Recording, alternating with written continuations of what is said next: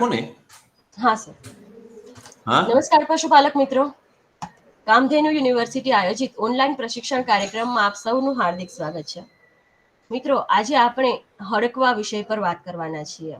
હડકવા છે એ એક જીવલેણ રોગ છે જે મગજના જ્ઞાન તંતુઓને નિશાન બનાવે છે અને આ રોગ છે એ કૂતરાની પ્રજાતિઓ કે અન્ય પશુઓ દ્વારા મનુષ્યોમાં ફેલાય છે. આ રોગ એક પ્રતિસંચારિત અને જીવલેણ રોગ છે, જેથી આ રોગ પ્રત્યે પશુપાલકોમાં જાગૃતતા હોય એ ખૂબ જરૂરી છે. તો આ વિષયને ધ્યાને લઈ આજે આપણે હડકવા એક જીવલેણ વિષાણુજન્ય પ્રતિસંચારિત રોગ પર આ વિષય પર ચર્ચા કરવા માટે આજે આપણે નિષ્ણાંત તરીકે આમંત્રિત કર્યા છે ડોક્ટર જે.એસ. ચૌધરી સાહેબને. ચૌધરી સાહેબ છે એ આણંદ વેટરનરી કોલેજ ખાતે મદદનીશ પ્રાધ્યાપક તરીકે કામ કરી રહ્યા છે અને તેઓ વેટરનરી પબ્લિક હેલ્થ વિષયના નિષ્ણાંત છે. તો હું સાહેબને વિનંતી કરું કે તેઓ આપણી પશુપાલકોને હડકવા એક જીવલેણ વિષાણુજન્ય પ્રતિસંચારિત રોગ વિષય પર વિસ્તૃત માર્ગદર્શન આપે. Doctor Chaudhary sir. નમસ્કાર મેડમ. સૌ પ્રથમ સર્વે દર્શક મિત્રો, પશુપાલક મિત્રોને મારા નમસ્કાર. આજનો વિષય એ આજની તાતી જરૂરિયાત છે. વિષય ખૂબ જ અગત્યનો છે. એનું નામ છે જી વિડિયો એક જ જસ્ટ અ મિનિટ.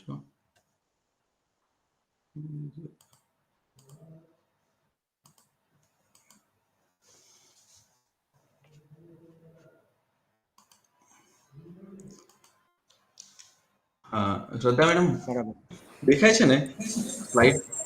હા, દેખાય છે. ઓકે. આજનો વિષય ખૂબ જ અગત્યનો છે. એનું નામ છે હડકવા, એક જીવલેણ વિષાણુજન્ય પ્રતિસંચારિત રોગ. એક સમયની તાતી જરૂરિયાત છે. આ દરેક પશુપાલક મિત્રને આ વિષય જાણવો ખૂબ જ અગત્યનો છે.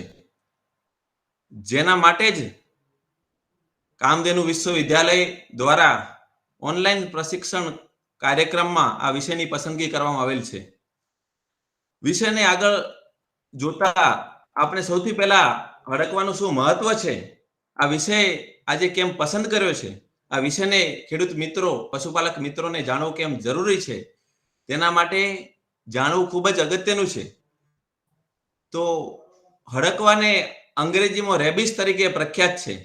જો વિશ્વભરમાં એની વાત કરીએ તો દર વર્ષે 59,000 થી 60,000 લોકોનું મૃત્યુ અંદાજિત આ રોગના લીધે થાય છે. આ રોગમાં 95% તો મૃત્યુ ફક્ત આપણો ખંડ એટલે કે એશિયા ખંડ અને બાજુનો આફ્રિકા ખંડમાં થાય છે. આ એક અતિ ગંભીર વિષાણુજન્ય પશુપાલન કરતા, પશુ સાથે રહેતા, પશુની માવજત કરતા, પશુઓ થકી માણસમાં ફેલાતો પશુ માનવ પ્રતિસંચારિત રોગ છે. વિશ્વ આરોગ્ય સંસ્થાના જણાવ્યા પ્રમાણે આ રોગ જે છે હડકવા, એ 99% કેસમાં તો હડકાયું કૂતરું કરડવાથી જ થાય છે. 1% વૈજ્ઞાનિકો લેબોરેટરીમાં, પ્રયોગશાળામાં કામ કરતા હોય અને એક્સિડન્ટ બનાવ બને એ રીતે થાય છે. વિશ્વભરમાં સૌથી વધારે આ રોગના કેસો એટલે કે 35% થી પણ વધારે આ રોગના કેસો આપણા દેશ ભારતમાં જોવા મળે છે. એ બહુ અગત્યની અને ગંભીર બાબત છે. અહીંયા નકશામાં આપણે સૌ જોઈ શકીએ છીએ કે વિશ્વમાં લગભગ 150 થી વધારે દેશોમાં આ રોગ જોવા મળે છે. એમાં ભારત તો એનું મેગા સ્પોટ તરીકે ઉભરી આવ્યું છે. આપણો દેશ હડકવાના રોગમાં વિશ્વમાં પ્રથમ ક્રમાંકે છે. એના ઘણા બધા કારણો છે, આગળ જતા આપણે ચર્ચા કરીશું. મિત્રો, જાણવું બહુ જરૂરી છે કે આ રોગ હડકાયા કૂતરું કરડવાથી થાય છે અને આપણા દેશમાં કૂતરાની સંખ્યા મર્યાદિત નથી, અમર્યાદિત છે. 2023 ની વાત કરીએ તો આપણા દેશમાં 26% થી પણ વધારે રખડતા કૂતરાઓમાં વધારો થયો છે. સરકાર સઘન પ્રયાસ કરી રહી છે કૂતરાઓના આબાદીને ઘટાડવા માટે, જેની વિસ્તૃત ચર્ચા આપણે આ રોગને અટકાવવાના આયામ નીચે કરીશું. જો આપણે આ રોગની મહત્વની બાબત ઉપર થોડી નજર નાખીએ તો સૌથી પહેલા આ રોગ જીવલેણ છે. દર વર્ષે 59 થી 60,000 વ્યક્તિઓના મોત વિશ્વમાં રોગના લીધે થાય છે. એટલે કે જો વાત કરીએ તો દર 2 સેકન્ડે એક કૂતરું કરડવાનો મતલબ એક કૂતરું કરડે છે માણસને, અને દર 9 મિનિટે એક વ્યક્તિનું મોત આ હડકવાના લીધે થાય છે. જેટલા પણ રોગના ભોગ બને છે એમાં 99% તો મનુષ્યમાં રોગ જે ભોગ બને છે એમાં 99% કેસમાં હડકાયું કૂતરું કરડવું એ એનું મુખ્ય કારણ છે. સૌથી મહત્વની બાબત એ છે કે 10 વ્યક્તિમાંથી 4 મૃત્યુ આ રોગમાં નાના બાળકો ભૂલકાઓનો થાય છે. એનું પણ કારણ છે નાના બાળકોને કૂતરા બિલાડા જેવા નાના જાનવરો સાથે રમવું બહુ ગમતું હોય છે. આ એક ફોટો છે જેમાં આપણે નાના ભૂલકાઓના ચહેરા ઉપર ખુશી જોઈ શકીએ છીએ કે ગામડામાં કે શહેરમાં પ્રેમની કોઈ ભાષા હોતી નથી. આપ જુઓ તો નિર્દોષ ભાવના કૂતરા બિલાડાઓ સાથે નાના બાળકો શેરીમાં રમતા હોય છે. હવે એ કૂતરામાં હડકાયાના વિષાણુ હોય છે કે નહીં એ નાના બાળકો તેનાથી પરિચિત હોતા નથી. સૌથી મહત્વની બાબત એ છે કે ઘણીવાર નાનું કૂતરું કે જ્યારે કૂતરા બિલાડા સાથે આપણા નાના દીકરા દીકરીઓ રમતા હોય અને નાનું બચકું ભરી દે તો પણ એ ઘેર આવીને જણાવતા હોતા નથી. જેના લીધે માતા પિતાને વાલી તરીકે એક ખ્યાલ જ નથી રહેતો કે બાળકને કોઈ કૂતરું કરડ્યું છે કે નહીં. સૌથી મહત્વની વાત છે વૈજ્ઞાનિક ઢબે આ રોગ થાય છે શેનાથી? આ રોગ વિષાણુજન્ય છે. રેબિસ વાયરસ જેનું લાયસા નામ છે એ રેબડોવિરિડી ફેમિલીમાં આવે છે અને આરએનએ જનીન ધરાવે છે જેનાથી થાય છે. એટલે આ સંપૂર્ણપણે એક વિષાણુજન્ય રોગ છે.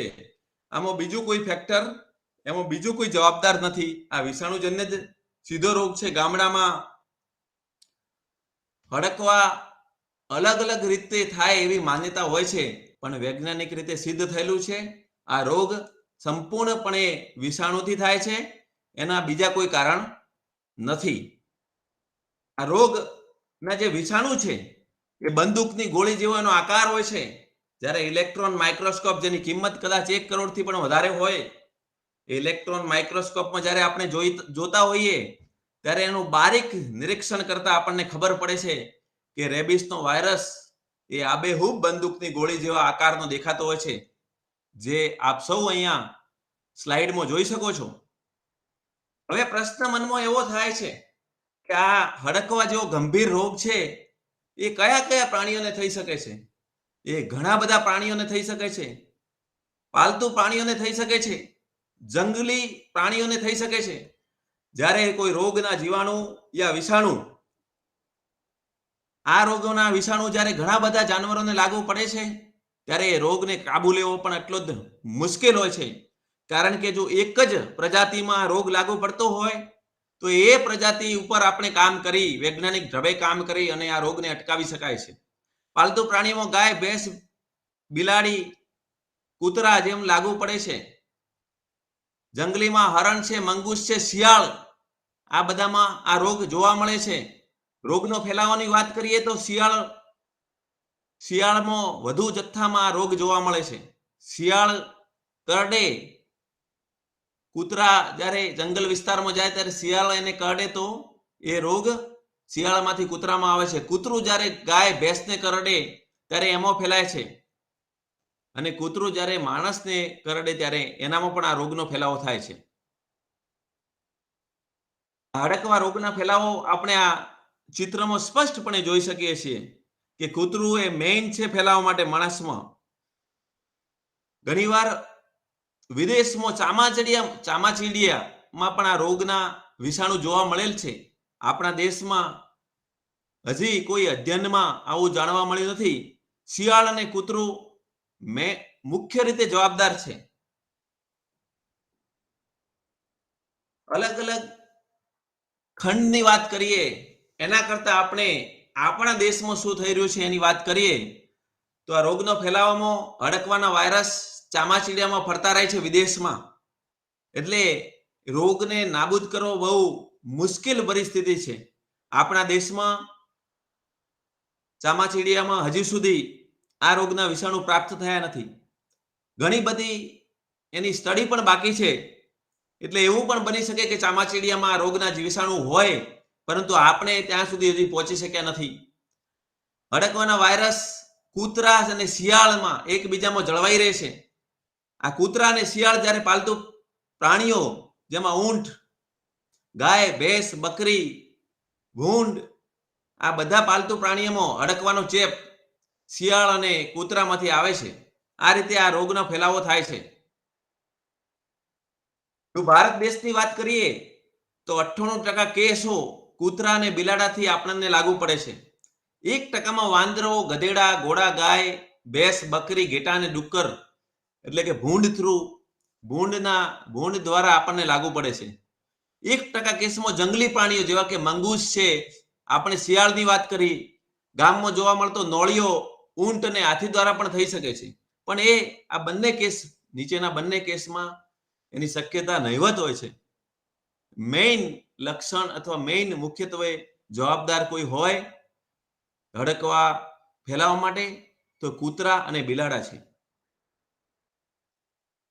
અહીંયા આપણને સ્લાઇડમાં જોવા મળે છે કે કઈ પ્રજાતિમાં આ રોગના વિષાણુઓનું પ્રમાણ ઉચ્ચ સ્તરે હોય છે. વરુ, શિયાળ, ઉંદરો, વોલ્સ અને કોયટસ આ જે છે એમાં ખૂબ જ વધારે પ્રમાણે વાયરસ એટલે કે વિષાણુ જોવા મળે છે. કૂતરા, ઘેટા, બકરા, ઘોડા, વાંદરાઓ એમાં મધ્યમ હોય છે.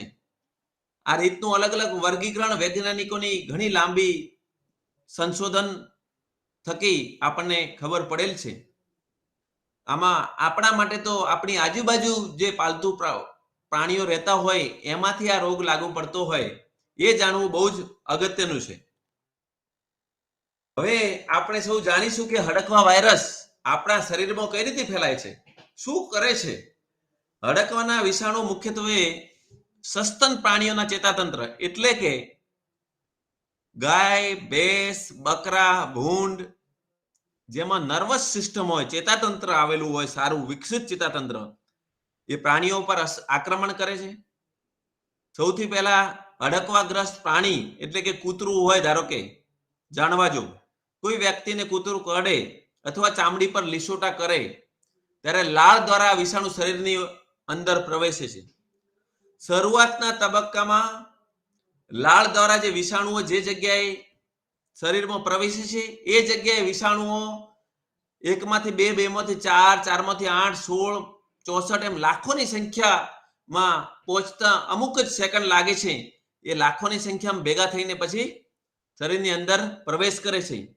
જે જખમ જ્યાં થયો હોય, વાગેલું હોય, બચકું ભર્યું હોય, ત્યાં ચામડી ચીરાઈ ગયેલી હોય, ઉજરડો આવી ગયેલો હોય, ચામડી તૂટેલી હોય, એ બધી જગ્યાએથી હડકવાગ્રસ્ત લાળ, જે લાળમાં બહુ જ મોટા પ્રમાણમાં આ રોગના વિષાણુ આવેલા હોય છે, એ શરીરમાં અંદર પ્રવેશી અને રોગનો ફેલાવો થાય છે.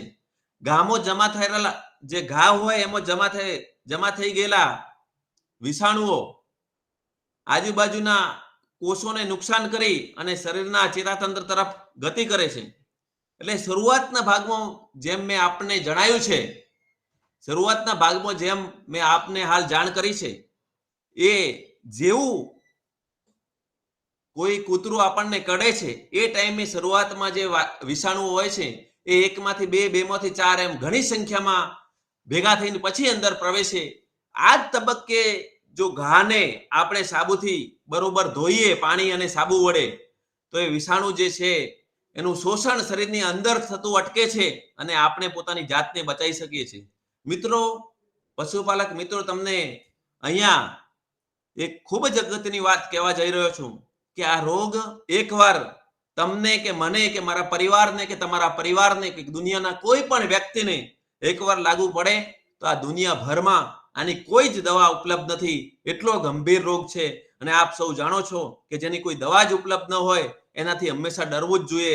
એના માટેનો બીજો કયો રસ્તો છે એ આપણે જાણવો જ રહ્યો, જેનાથી આ રોગ લાગુ જ ન પડે. એટલે આ ગંભીર રોગ હોવાથી આજે આ રોગની મારક ક્ષમતાને ધ્યાનમાં રાખી અને ગંભીરતાને ધ્યાનમાં રાખીને આજે આ ટોપિક અહીંયા અમારા ઓનલાઈન પ્રશિક્ષણમાં રાખવામાં આવેલો છે. હવે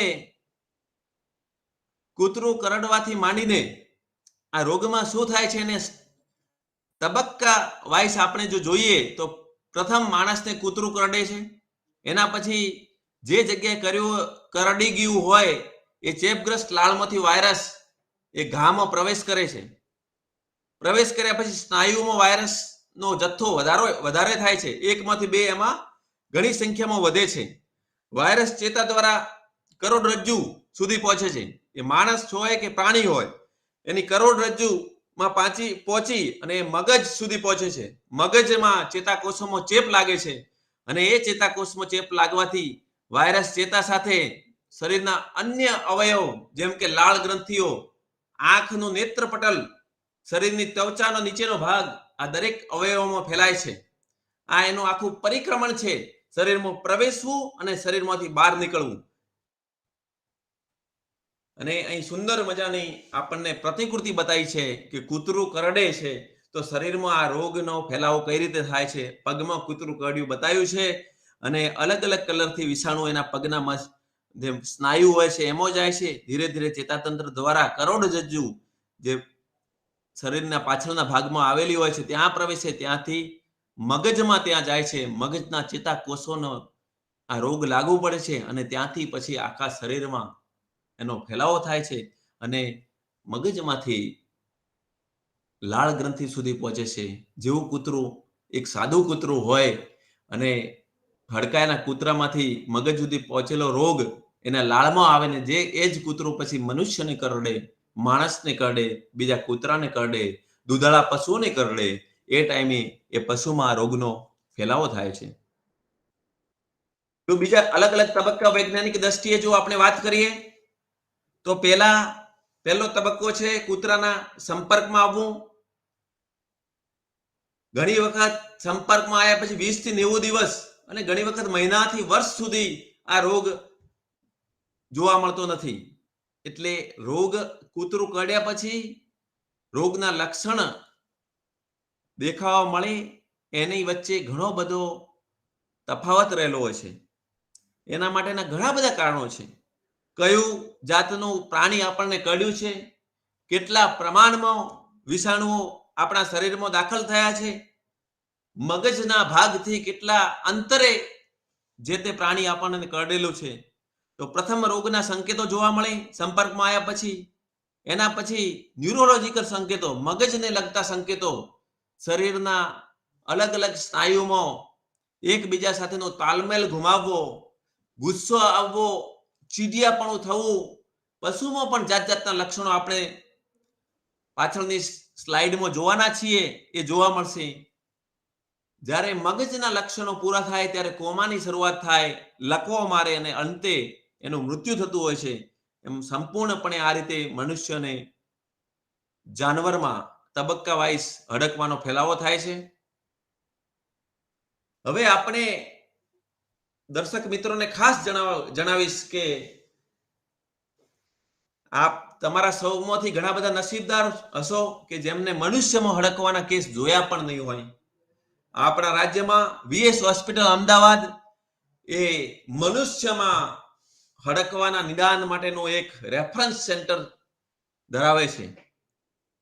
ત્યાં મનુષ્યમાં જાત જાતના લક્ષણો જે આજ સુધી નોંધાયેલા છે એમાં જે જગ્યાએ આપણને કૂતરું કરડ્યું હોય, ધારો કે આજે કરડ્યું છે તો 10 દિવસ પછી કે 15 દિવસ પછી એ ઘા જે જગ્યાએ કરડ્યું હોય ત્યાં ખંજવાળ આવે, એ જે જગ્યાએ કરડ્યું હોય ત્યાં દુખે, પીડા થાય, એવું 80% કેસમાં જોવા મળે છે. આ એના લક્ષણો છે. તાવ આવે, બેચેન મન રહે, માથામાં દુખાવો થાય અને આ બધું 3-4 દિવસ ચાલતું હોય છે. પાણીનો ડર લાગે, કારણ કે મનુષ્યમાં એને અંગ્રેજીમાં હાઇડ્રોફોબિયા કહેવામાં આવે છે. પાણીનો ડર લાગવો એનો મતલબ એવો છે કે આ રોગના વિષાણુઓ શરીરમાં લકવાગ્રસ્ત પરિસ્થિતિ પેદા કરે છે, સ્નાયુઓ જડ થઈ જાય છે, એટલે આપણા ગળાના ભાગમાં આવેલા સ્નાયુઓ જકડાઈ જાય છે, પાણીનું એક પણ ટીમ્પું શરીરની અંદર જઈ નથી શકતું. જ્યારે માણસ પાણી પીવાનો ટ્રાય કરે છે, જેને આ રોગ લાગુ પડ્યો હોય છે, એ પાણીનો એક પણ ટીમ્પો અંદર મૂકી નથી શકતો. 3-4 વાર એને તરસ બહુ લાગી હોય, 3-4 વાર પાણી પીવડાવવાનો એને પ્રયત્ન કરો છો, એ સમયે 4થી 5મી વારે આકુળ વ્યાકુળ થઈ જાય છે પાણી પીવા માટે, પણ ગળાના નીચે એક પણ ટીમ્પુ ઉતરતું નથી. તેથી પછી આ વારંવાર પાણી લઈને જાઓ તો એ 2 હાથથી ના પાડે છે, અને એને જ આપણે હાઇડ્રોફોબિયા કહે છે, જેને ગુજરાતીમાં કહેવાય પાણીથી ડર, અને શુદ્ધ ગુજરાતીમાં ઘણા સૌરાષ્ટ્રના પંથકમાં જળ ટંકા તરીકે આ રોગ પ્રખ્યાત છે. આના સિવાય અવાજથી, એકદમ તેજસ્વી પ્રકાશથી, બહુ હવા આવતી હોય એનાથી જે રોગિષ્ઠ માણસ હોય, આ રોગથી પીડાતો હોય, એને તકલીફ થાય છે. અતિ ઉત્તેજિત વૃત્તિ હોય છે એનામાં, કોઈ પણ વસ્તુમાં એ વધારે સંવેદનશીલ દેખાય છે,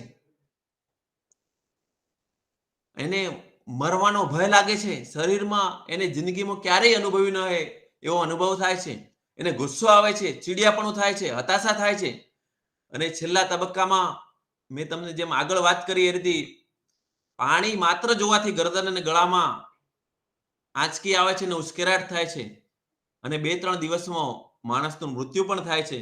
જો સારવાર આપવામાં આવે તો 5-6 દિવસ વધુ જીવે છે. આ એના લક્ષણો છે. તમે ફોટો જોઈ શકો છો, એક વિડીયો છે પણ એ ચાલુ થઈ શકે એમ નથી. મુખ્ય પરિબળો મેં તમને વાત કરી કે ચેપનો પ્રકાર કયો ચેપ લાગેલો છે,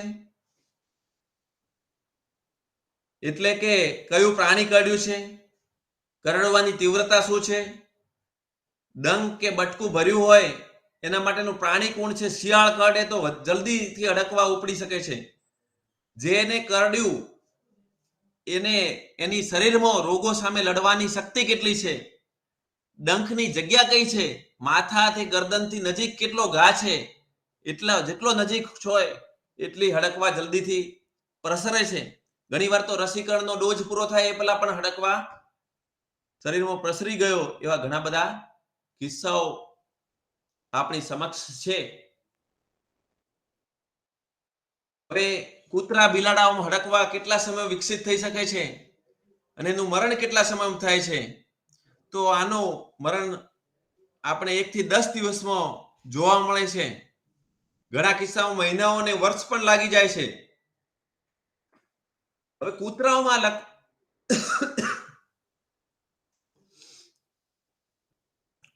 હડકવાના મુખ્ય લક્ષણો કયા છે? કારણ કે આપણે જાણ્યું 99% કેસમાં તો કૂતરા જ જવાબદાર છે આ રોગના ફેલાવા માટે. તો કૂતરાના લક્ષણો જાણવા બહુ જ જરૂરી છે. કોઈ પણ ઉશ્કેરણી કર્યા વગર કૂતરું ચીડાઈ જાય છે, બટકું ભરવા દોડે છે, કૂતરાને રોગ લાગુ પડતા એ સીધી રેખામાં દોડ કરે છે. એ સીધી રેખામાં જે પણ આવે, લાકડું આવે, નખ આવે, કોઈ પણ વસ્તુ આવે, સજીવ આવે કે નિર્જીવ, એને બચકું ભરવા દોડે છે. તેના અવાજમાં ફરક પડી જાય છે. એની લાળ મોઢામાંથી સતત લાળ પડ્યા રાખે છે. અને કૂતરામાં પણ પાણીથી કૂતરાને ભય લાગતો નથી. એનો આખો અવાજ, એનો આખો ચહેરો બધું બદલાઈ જાય છે. ગાય અને મોટા પશુઓમાં લક્ષણની વાત કરીએ તો લાળ પડે છે, ગળામાં કંઈક ભરાઈ ગયું એવું થાય છે, વાગળવાનું બંધ કરે છે, પોડલો કરે ત્યારે ખેંચ અનુભવે છે, નજીકના માણસ કે પ્રાણીઓ પર હુમલો કરે છે. ગાય કે ભેંસ તમારી પોતાની હોય, માયાળુ હોય, ક્યારેય તમારા ઉપર હુમલો ન કરે, પણ જ્યારે આ રોગના વિષાણુ એના મગજમાં પહોંચે ત્યારે તમારા ઉપર જ હુમલો કરે છે. એ માથું ટેકવે છે, ગમાણ આગળ ધક્કો મારવાનો ટ્રાય કરે છે, પાછળના પગમાં લખવો થાય છે, ઘણીવાર ગરમીના લક્ષણો દેખાય છે, અવાજ આખો અલગ થઈ જાય છે.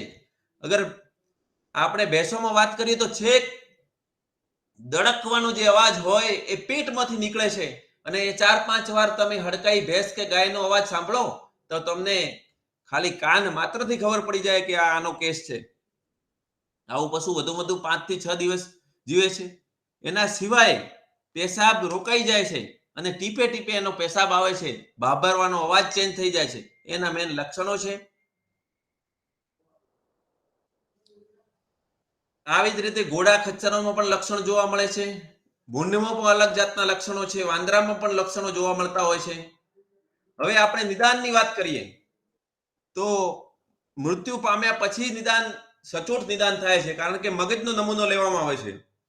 જીવતા પશુમાં પણ અમુક નમૂનામાંથી આપણે પ્રયોગશાળામાં પ્રયોગ કરીને જાણી શકીએ છીએ. એમાં લાળનો નમૂનો છે, ચેતાતંત્રની આસપાસ રહેલા પ્રવાહી એટલે કે સેરેબ્રોસ્પાઇનલ ફ્લુઇડ કહેવાય છે એને, આંસુ છે, પેશાબ છે, ચામડીના નમૂના તરીકે વાળનો નમૂનો પણ આપણે ગરદનના ભાગમાંથી લઈને અમે નક્કી કરી શકીએ કે આમાં હડકવા છે કે નહીં. હવે મહત્વની વસ્તુ એ છે કે જે રોગ છે એની કોઈ દવા નથી. જે રોગની દવા ન હોય તેનાથી ડરવું જરૂરી છે અને એને અટકાવવો બહુ જરૂરી છે. તો સૌથી પહેલા જો કૂતરું કરડવાનો કિસ્સો થયો હોય તો સૌથી પહેલા શું કરવું? જે જગ્યા ઉપર કૂતરું કરડ્યું હોય એ જગ્યાને પાણીથી ધોઈ નાખવું, એની સાથે સાબુનો ઉપયોગ કરવો. કપડાં ધોવાનો સાબુ હોય, નાહવાનો સાબુ હોય, સોડા હોય, 15 મિનિટ ઘસવાનું. હડકવાના વિષાણુની એક લાક્ષણિકતા એ પણ છે કે આલ્કલાઇન દ્રાવણમાં 5 થી 10 સેકન્ડમાં એ મૃત્યુ પામે છે. અને શરૂઆતમાં આ પ્રશિક્ષણ કાર્યક્રમની આજના કાર્યક્રમની શરૂઆતમાં જ મેં જાણ કરી કે હડકવાના વિષાણુઓ શરીરમાં ઘા વાટે અંદર ઘૂસતા પહેલા, બોડીમાં શરીરમાં પ્રવેશતા પહેલા એમની સંખ્યામાં વધારો કરે છે, પછી અંદર જાય છે. આપણને જેવું કરડી જાય છે કૂતરું, એ જ સમયે એ ઘાને સાબુવાળા પાણીએ ધોવો, 10 થી 15 મિનિટ સુધી ધોવો. એ 15 મિનિટમાં 5 થી 10 સેકન્ડ તો એવું રહેશે જ. એ 15 મિનિટમાં 5 થી 10 સેકન્ડ તો અવશ્ય એવી આવશે કે જે આ ખૂબ જ જીવલેણ હડકવા રોગના વિષાણુ અને સાબુવાળું પાણી એકબીજાની સાથે રહેશે. અને એ ટાઈમમાં એ સંપૂર્ણપણે વિષાણુનો નાશ થશે. અને આવું થવાથી શું થશે? એ વિષાણુ અંદર નહીં જાય તો આપણું જીવન બચી જશે. એના પછી આપણે પ્રાથમિક સારવાર કેન્દ્રને જઈશું, ત્યાં ડ્રેસિંગ કરીશું. અહીંયા આપણે ફોટોગ્રાફમાં જોઈ શકીએ છીએ કૂતરું કરડે છે, 15 મિનિટ પાણી અને સાબુ વડે ધોવું જોઈએ કરડેલા ભાગને, અને કીટાણુનાશક દવા વાપરવી જોઈએ. એના પછી રસીકરણ કરાવવું જોઈએ. ગાને દેખો અહીં સ્પષ્ટ દેખાય છે. ગાને સાબુ અને વહેતા પાણીથી 15 મિનિટ સુધી તરત ધોઈ શકીએ છીએ, જેના લીધે 5 થી 10 સેકન્ડ પણ આલ્કલાઇન દ્રાવણ બનશે. સાબુ એ આલ્કલાઇન છે, સાબુ અને પાણી મળે એટલે આલ્કલાઇન દ્રાવણ બની જાય, અને એ દ્રાવણમાં 5 સેકન્ડમાં વિષાણુઓનું મૃત્યુ થતું હોય છે. પછી ઘા ખુલ્લો રાખી કીટાણુનાશક દવા જે પોવિડોન છે એ આપણે લગાવી જોઈએ. રસીકરણની વાત આપીએ.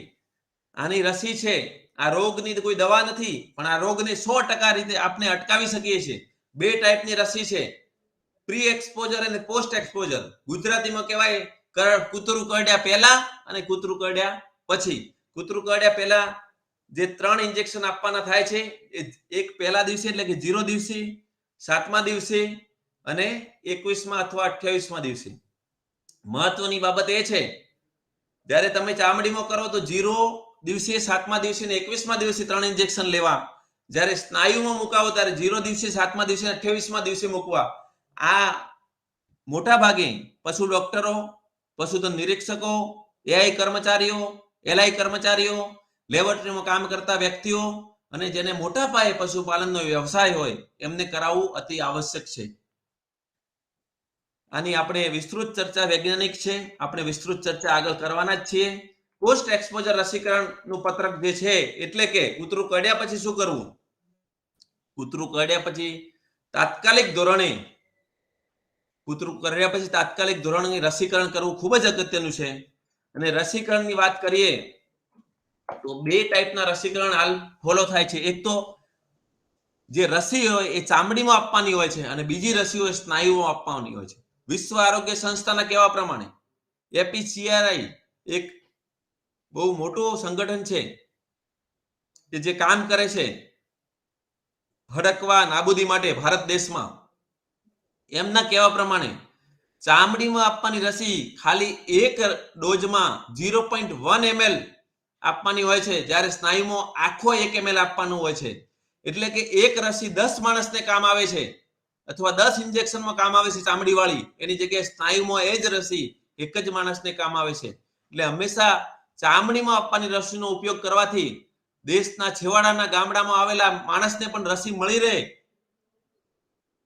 જોકે સરકારના સઘન પ્રયત્નો થકી આજે દરેક પ્રાથમિક સારવાર કેન્દ્ર જ્યાં પણ છે એ પ્રાથમિક સારવાર કેન્દ્ર મફતમાં સરકાર રસી પૂરી પાડે છે. એ ખૂબ જ અગત્યની નોંધનીય બાબત છે. એક રસીનો ડોઝ 350 રૂપિયા કિંમતનો બને છે, જે સરકાર મુક્ત રીતે દરેક સરકારી દવાખાને ઉપલબ્ધ કરાઈ રાખે છે. એને રસીને સંઘરવા માટે કોલ્ડ ચેઇન મેન્ટેન કરવી, ઓછા તાપમાને રાખવી પડે, એની પણ સરકાર તકેદારી રાખે છે. એટલે એકવાર કૂતરું કડી જાય તો 0 દિવસે, 3જા દિવસે, 7મા દિવસે, 14મા દિવસે એમ 4 ઇન્જેક્શન શરીરમાં બંને હાથે ચામડીમાં બંને બાજુ લેવામાં આવે છે.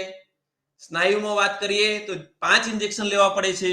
એક 0 દિવસે હોય છે, એક કૂતરું કડ્યાના 3જા દિવસે, બીજું ઇન્જેક્શન, ત્રીજું ઇન્જેક્શન 7મા દિવસે, ચોથું ઇન્જેક્શન 14મા દિવસે અને છેલ્લું 28મા દિવસે. ચામડીમાં આ રીતે પોપટી ફૂલે, ચોબડીમાં જ્યારે દવા જાય છે, બહુ જ નાની સોય હોય છે, એનાથી જ્યારે દવા જાય છે એટલે બટન ફોર્મેશન કહેવાય છે. બટન જેવું ઉપસે ચામડી, ત્યારે જેવું કહેવાય ચોક્કસપણે સારી રીતે રસીકરણ થયેલું છે. આપ જોઈ શકો છો સ્લાઇડમાં કેવું અલગ રીતે બટન ફોર્મેશન થયેલું છે. આ પત્રક છે પોસ્ટ એક્સપોઝરનું. કૂતરો ક્યારે રસીકરણ કરાવવું એ પણ અગત્યનું છે. કાલ ઉઠીને કાલ બધાને જાણકારીમાં આવે કે દરેક પશુપાલક મિત્ર રસીકરણ કરાવવા જશે તો ખરેખર જેને રસીની જરૂરિયાત છે, ખરેખર જેને હડકાયું કૂતરું કરડેલ છે, એના માટે રસી ઉપલબ્ધ જ નથી. એટલા માટે કૂતરું કરડવાની જે ઘા બને છે એની પણ અલગ અલગ વિવિધ શ્રેણીઓ છે. એમાં શ્રેણી 1 એટલે કે 1 શ્રેણી, 2 શ્રેણી, શ્રેણી 3. પ્રથમ શ્રેણીમાં કોઈ રસીકરણની જરૂરિયાત નથી, કારણ કે હડકાયું કૂતરું હોય કે સાદું કૂતરું ખાલી તેમને જીભ અડાડે છે, પણ આપણા શરીરમાં કંઈ થયું નથી, તો એમાં રસીકરણની કોઈ જરૂરિયાત નથી. આ વિશ્વ આરોગ્ય સંસ્થાના આંકડા કહે છે. વિશ્વ આરોગ્ય સંસ્થાનું સીધું માર્ગદર્શન છે. શ્રેણી 2 એમાં રસીકરણ કરાવવું ખૂબ જ અગત્યનું છે, કારણ કે આમાં શરીરમાં ઉજરડા આવે છે. જ્યારે ઉજરડા આવે છે ત્યારે રસીકરણ કરાવવું ખૂબ જ અગત્યનું છે. ત્રીજું છે કે જેમાં આખું ચામડું નીકળી જાય, લોહીનો પ્રવાહ વહે છે, એટલું ભયંકર રીતે 4 થી 5 જગ્યાએ શરીરમાં કૂતરું કડી ગયું હોય અને 3જા નંબરની શ્રેણીમાં કેટેગરાઇઝ કરવામાં આવે છે. એમાં રસી પણ કરાવવી પડે અને હડકવા વિરોધના જે ઇમ્યુનોગ્લોબિન્સ હોય એને પણ એમાં એનો છંટકાવ કરવો પડે. જે જગ્યાએ કૂતરું કડ્યું હોય, જે ઘા બન્યો હોય એને આસપાસ પણ એને ઇન્જેક્શન માટે રેબિસ ઇમ્યુનોગ્લોબ્યુલિનનું પડ બનાવવું પડે, જેનાથી વિષાણુઓ બહુ ઝડપથી પ્રસરીને મગજ સુધી ના પહોંચી શકે. આ શ્રેણી વાઇઝ એમના તબક્કાઓ છે.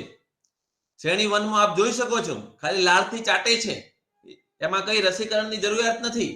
શ્રેણી 2 માં આપ જોઈ શકો છો કે થોડોક ઉજળો આવ્યો છે અને એને સ્પિરિટ ટેસ્ટથી આપણને ખબર પડે છે કે આ શ્રેણી 2 છે કે નહીં. ઘણી વખત મામૂલી લીસોડો આવ્યો હોય, એ જાણવા માટે આપણે સ્પિરિટ હાથ સાફ કરવા માટે વપરાય છે લેબોરેટરીમાં, પ્રયોગશાળામાં, દવાખાનામાં. એનો પૂમડું જેવું આપણે લગાડીએ અને જો બળતરા થાય તો માની લેવાનું કે આ શ્રેણી 2 છે ને એમાં રસીકરણ કરાવવું ખૂબ જ અતિ આવશ્યક છે. એના સિવાય શ્રેણી 3 ના તમે ફોટા જોઈ શકો છો. એકદમ ક્લિયર કટ ઘાવ છે, 4-5 જગ્યાએ શરીરમાં કૂતરું કડ્યું હોય છે, લોહી નીકળતું હોય છે, ચામડી તૂટી ગઈ હોય છે. એમાં રસીકરણ બી કરાવવું જરૂરી છે અને રેબિસ ઇમ્યુનોગ્લોબ્યુલિનનો જે ઘાવ પડ્યો છે એની આજુબાજુમાં છંટકાવ કરવો પણ એને ઇંગ્લિશમાં ઇન્ફિલ્ટ્રેશન કહેવાય છે, એ કરવું અતિ આવશ્યક છે. આ રોગને અટકાવવા માટે એ તાતી જરૂરિયાત છે. હડકવા કઈ રીતે અટકાવી શકાય છે એની વાત આપણે કરી છે, પણ સામૂહિક રીતે મનુષ્યમાં હડકવા અટકાવવા માટે રસીકરણ કરી શકાય. આજે જે પ્રશિક્ષણ કાર્યક્રમ નિયામક શ્રી વિસ્તરણ શિક્ષણ કામધેનુ વિશ્વવિદ્યાલય હાલ જે આપણા માનવંતા પશુપાલક મિત્રોની જાગૃતિ લાવવા માટે આ કાર્યક્રમ રાખેલ છે, એવા કાર્યક્રમ જનજાગૃતિ માટે કરી શકાય. નાના બાળકો ભૂલકાઓને સ્કૂલોમાં જઈને મોટા પાયે આ કાર્યક્રમ કરી શકાય. આ રીતે આપણે મનુષ્યમાં હડકવાને અટકાવી શકીએ. વાત રહી કૂતરાઓની, જે મનુષ્યમાં હડકવા પેદા કરવા માટે 99% જવાબદાર છે, એમાં સામૂહિક રસીકરણ કરાવવું જોઈએ. કૂતરા વસ્તીનું વ્યવસ્થાપન કરાવવું જોઈએ. 2023ના છેલ્લા રિપોર્ટ પ્રમાણે 26% શેરી કૂતરાઓનું પ્રમાણ વધી ગયું છે. 26% પ્રમાણ વધીને 27 લાખથી પણ વધારે કૂતરાઓનું વસ્તી થઈ છે. આપણા દેશમાં દયાળુ પ્રજા છે. કૂતરા માટેના કોઈ નિયમો નથી. વિદેશની ધરતી ઉપર એક પણ પાલતું કૂતરું રાખવું હોય તો એનો પાસપોર્ટ બને છે, એમાં રસીકરણનું કેલેન્ડર નોંધાય છે. આપણા દેશમાં પણ સરકાર સઘન પ્રયત્નો કરી રહી છે. કૂતરાઓની વસ્તીનું વ્યવસ્થાપન કરવા માટે ખસીકરણ કરે છે, સામૂહિક રસીકરણ કરે છે. મોં વાટે લેવાતી રસીનું પણ સંશોધન ચાલી રહ્યું છે. સરકાર સતત જાગૃત છે.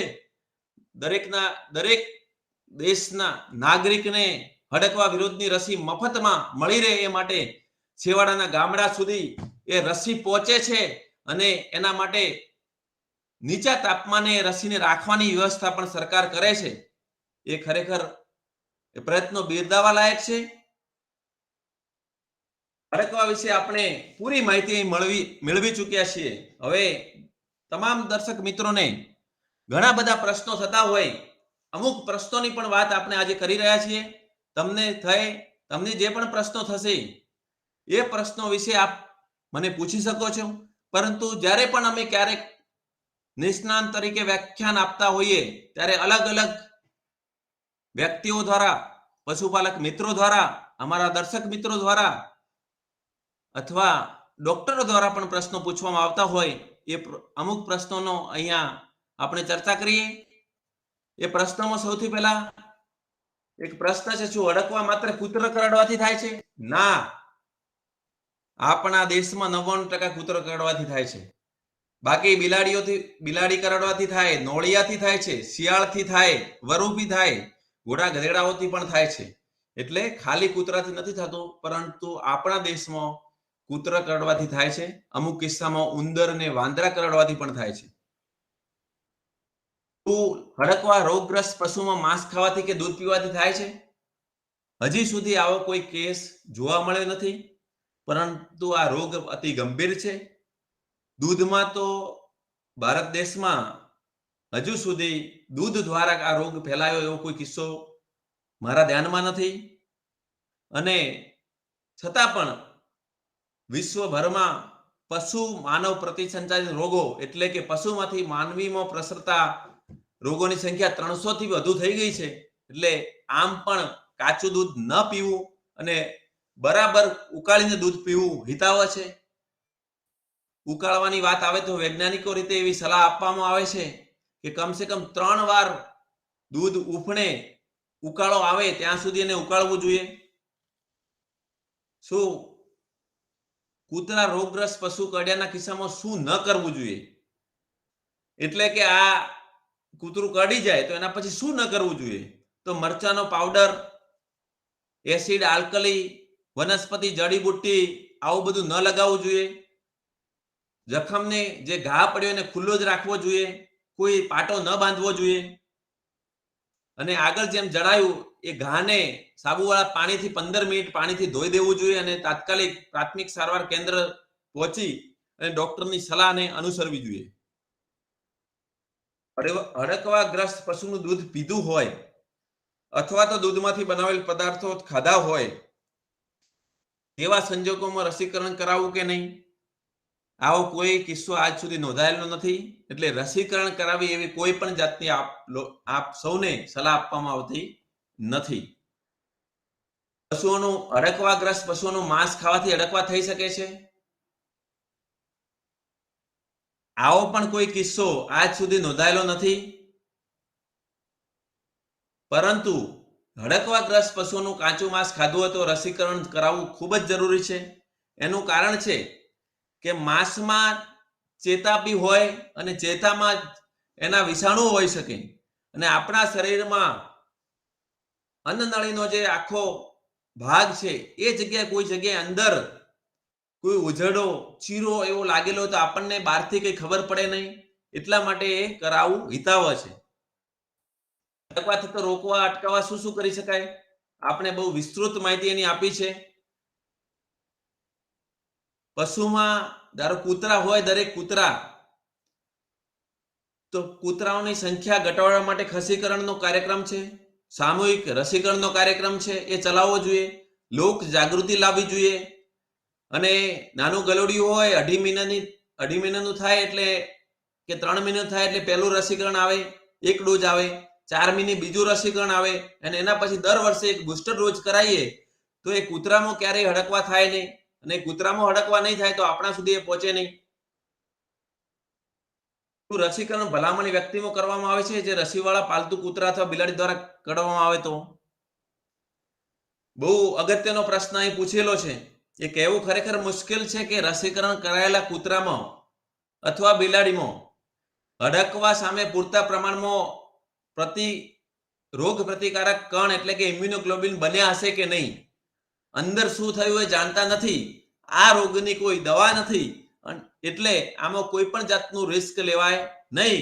અને એ પણ જો રસીકરણ કરેલું કૂતરું પણ કરડે તો આપણે જો શ્રેણી 3 માં આવતું હોય તો 3 ડોઝ 0 દિવસે, 3જા દિવસે, 7મા દિવસે રસીકરણ કરાવવું જોઈએ. જો કોઈ વ્યક્તિને હડકવા વિરોધી રસી લઈ લીધેલ છે અને એમને કૂતરું કરડે તો ફરીથી રસી લેવી જોઈએ. હા, 2 ઇન્જેક્શન લેવા જોઈએ, એક 0 દિવસે અને 3જા દિવસે. ધારો કે મને 4 મહિના થયા રસી લઈ લીધી છે, અથવા તમને રસી લઈ લીધી છે, પહેલા કૂતરું કરડ્યું છે 4 મહિના પહેલા, તો ફરીથી કૂતરું કરડે તો 2 ઇન્જેક્શન 0 દિવસે અને 3જા દિવસે ફરજિયાતપણે લેવા જોઈએ. હડકવા વિરોધી રસીકરણ પાલતુ કૂતરામાં કરાવવા માટે આદર્શ સમય સારણી શું છે? કૂતરાની ઉંમર 3 મહિના, ગલોડિયા બચ્ચું હોય 3 મહિના થાય ત્યારે પહેલું ઇન્જેક્શન, 4થા મહિને એક બીજું ઇન્જેક્શન, અને પછી દર વર્ષે ઇન્જેક્શન આપવું જોઈએ. આ એની સમય સારણી છે. હડકવાના રોગમાં બાળકોને કૂતરા વિશે વડીલોએ શું સલાહ આપવી જોઈએ? વડીલોએ સલાહ આપવી જોઈએ કે જ્યારે સ્કૂલે જતા હોય કોઈ કૂતરું આવતું હોય તો 1-2 ફૂટ એટલે 2 પગલા દૂર ઊભું રહેવું જોઈએ. સાદું કૂતરું છે તો તમારી જોડે પૂંછડીને પટપટાવતું આવશે, અને હડકાયું કૂતરું હશે તો સીધું નીકળી જશે. એટલે કૂતરાથી દૂર રહેવું જોઈએ. એને છંછેડવું ન જોઈએ. ગલીના શેરીના કૂતરાઓને રમાડવા ન જોઈએ વધારે પડતા. અને જો ખરેખર કૂતરા રમાડવાનો શોખ હોય તો ઘેર કૂતરા કે બિલાડીને પાળવા જોઈએ, એને સમયસર રસીકરણ કરાવવું જોઈએ, અને તમારા દીકરા કે દીકરીની જિંદગીને બચાવવી જોઈએ હડકવાથી. આ વાલીઓને અમારા તરફથી સલાહ છે. અને બાળકોને આવું કોઈ લાગે કે કૂતરું કોઈ પણ જાતનું કરડી ગયું છે અને તમારા ધ્યાનમાં આવે તુરંત, તો આપણે સમયસર રસીકરણ કરાવવું જોઈએ. અંતે આ એક ખૂબ જ જીવલેણ રોગ છે, ભારે ભયંકર રોગ છે. થયા પછી કોઈ એની દવા નથી. થાય એ પહેલા એને 100% અટકાવી શકાય છે. એ આપણું જમા પાસું છે આ રોગનું. એટલે પાણી પહેલા પાળ બોધવી ખૂબ જરૂરી છે.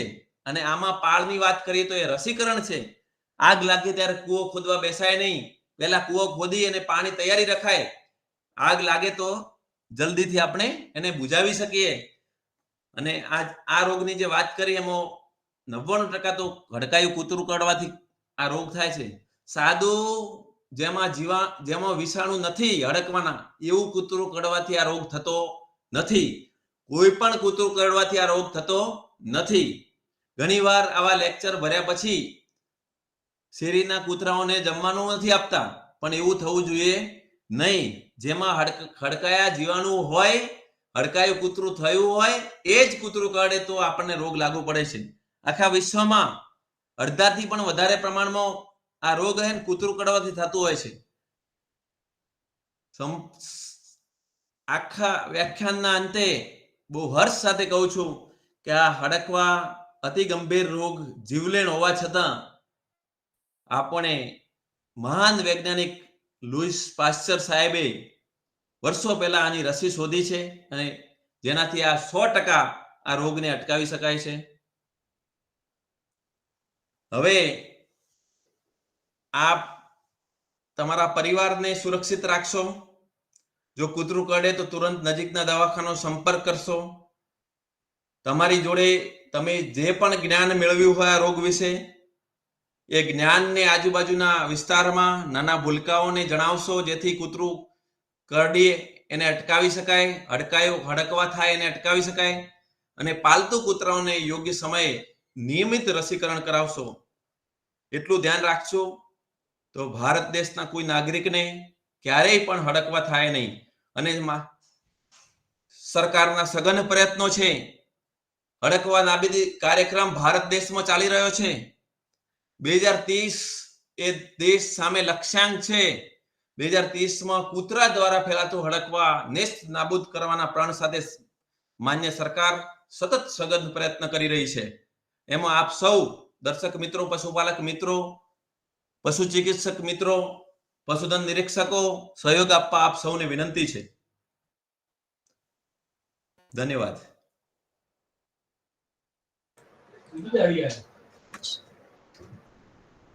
આભાર સર. પશુપાલક મિત્રો, ડોક્ટર ચૌધરી સાહેબે આપણને હડકવા રોગ શું છે, આ રોગ પશુઓમાં કઈ રીતે ફેલાય, પશુઓમાંથી મનુષ્યમાં કઈ રીતે ફેલાય અને રોગને અટકાવવા માટે કેવા પગલાં લેવા જોઈએ એ વિશે ખૂબ જ વિસ્તૃત અને ખૂબ જ રસ પડે એ ભાષામાં ખૂબ જ રસપ્રદ વાત કરી. ફરી એક વખત આજના નિષ્ણાંત વક્તા ડોક્ટર ચૌધરી સાહેબનો વિસ્તરણ શિક્ષણ નિયામક શ્રીની કચેરી વતી હું ખૂબ ખૂબ આભાર માનું છું. તો પશુપાલક મિત્રો, સાહેબે આ હડકવા રોગ વિશે કેવા પ્રશ્નો આપના મનમાં હોઈ શકે એવા પ્રશ્નોના ઉકેલ આપ્યા છે.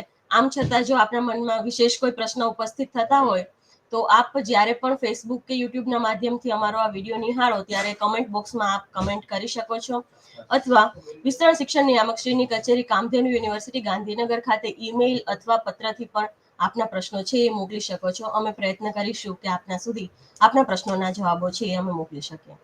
તો પશુપાલક મિત્રો, આજની ચર્ચા આપણે અહીં સમાપ્ત કરીશું. ફરી આવતા અઠવાડિયે એક નવા વિષય, નવા વક્તા અને નવી માહિતી સાથે ફરી મળીશું. ત્યાં સુધી રજા આપશો. આભાર. આભાર સર. ધન્યવાદ.